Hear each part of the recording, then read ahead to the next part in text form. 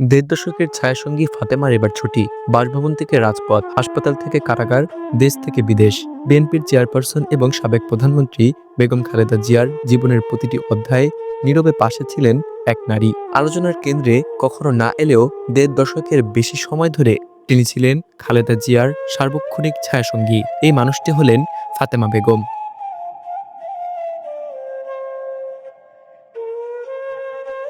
২০১০ সাল থেকে খালেদা জিয়ার সঙ্গে থাকা শুরু করেন ফাতেমা বেগম। গৃহকর্মী হিসেবে দায়িত্ব নিলেও সময়ের সঙ্গে সঙ্গে তিনি হয়ে ওঠেন বিএনপি চেয়ারপারসনের ব্যক্তিগত জীবনের অবিচ্ছেদ্য অংশ। দিনের ছোট বড় সব প্রয়োজন খেয়াল রাখা, মনে করিয়ে দেওয়া, সবকিছুতেই তার উপস্থিতি ছিল নির্ভরতার প্রতীক। বিএনপির চেয়ারপারসনের ব্যক্তিগত কর্মকর্তারা জানান, ফাতেমার মমত্ববোধ ছিল গভীর। তিনি শুধু দায়িত্ব পালন করতেন না, বরং খালেদা জিয়ার প্রতি এক ধরনের পারিবারিক যত্ন এবং আবেগ থেকেই সবকিছু করতেন। নীরবে নিরবিচ্ছিন্নভাবে পাশে থাকাই ছিল তার কাজ।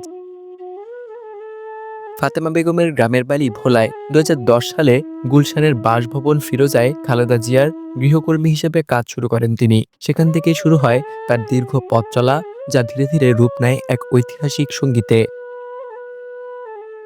২০১৮ সালের ৮ ফেব্রুয়ারি খালেদা জিয়াকে কারাগারে পাঠানো হলে আইনজীবীদের আবেদনের পর তার গৃহ পরিচারিকা হিসেবে ফাতেমাকে সঙ্গে রাখার অনুমতি দেওয়া হয়। খালেদা জিয়া কারাগারে যাওয়ার মাত্র ৬ দিনের মাথায় ফাতেমাও সেখানে প্রবেশ করেন। প্রায় ২৫ মাস স্বেচ্ছায় তিনি কারাগারেই থেকে যান, নেত্রীর একাকিত্ব ভাগ করে নিতে। আওয়ামী লীগ সরকারের বিরুদ্ধে আন্দোলনের সময়ও ফাতেমাকে দেখা গেছে খালেদা জিয়ার নীরব সঙ্গী হিসেবে। ২০১৩ সালের ২৯ ডিসেম্বর তত্ত্বাবধায়ক সরকার ব্যবস্থা বাতিলের প্রতিবাদে গুলশানের কার্যালয়ের সামনে খালেদা জিয়াকে অবরুদ্ধ করার সময় পতাকা হাতে পাশে দাঁড়িয়েছিলেন তিনি। ২০১৫ সালে টানা ৯২ দিন গুলশান কার্যালয়ে অবস্থানকালেও ছিলেন সার্বক্ষণিক উপস্থিত। স্বল্পভাষী ফাতেমার বয়স প্রায় ৪০। তিনি এক সন্তানের জননী।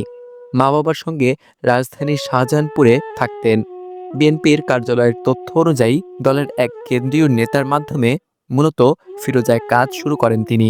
রাজনৈতিক বিশ্লেষকরা মনে করেন, দেড় দশকের বেশি সময় ধরে ফাতেমার এই নিরবিচ্ছিন্ন সঙ্গ কেবল চাকরির সম্পর্ক ছিল না, এটি বাংলাদেশের রাজনৈতিক ইতিহাসের এক মানবিক অধ্যায় ছিল, যেখানে ক্ষমতা, আন্দোলন এবং কারাবাসের মধ্যেও একজন মানুষ নিঃশব্দে আরেকজনের পাশে দাঁড়িয়েছিলেন।